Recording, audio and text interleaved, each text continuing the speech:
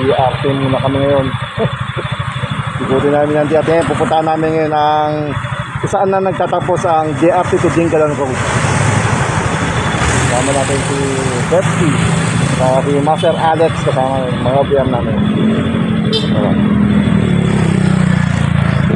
Subukan din natin si Shadow. First ride si Shadow sa DRT. Right.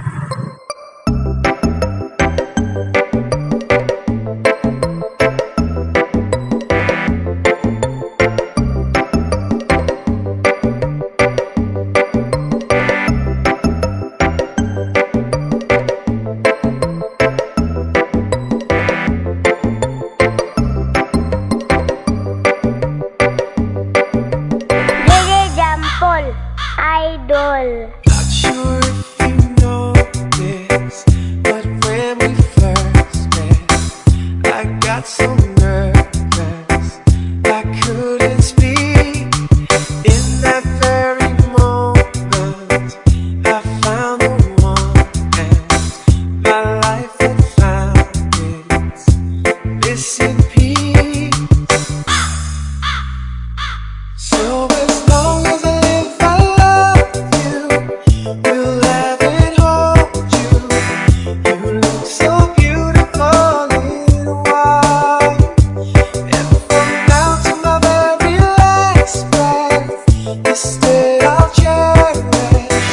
You look so beautiful in white.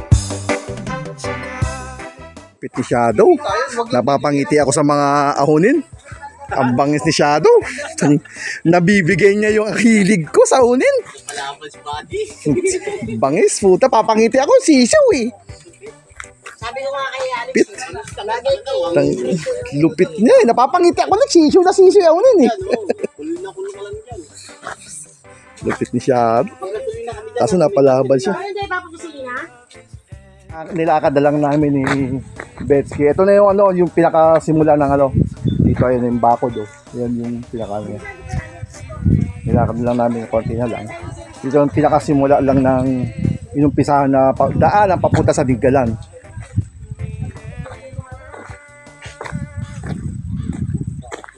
Bubutasin daw sabi ng mga lokal dito. Bubutasin daw. Parang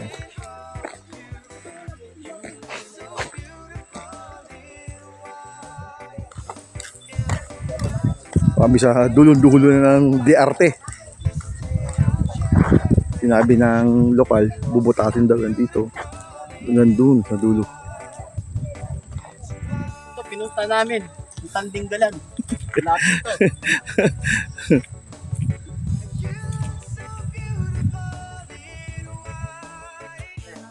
Bang!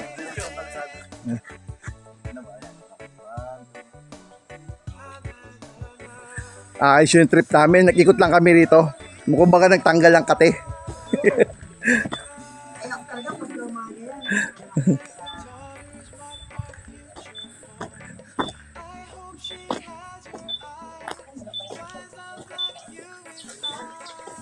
Ito yung gate. Ito yung sinasabi na private eh. Na daanan eh. Ganun. Dati as in wala kasi. Bubutasin. Tawagan lang ako lang. Yan. Sa Baguio ah. Para kami sa Baguio. Grabing Parang ganda ito yung naman. picture natin sa ano.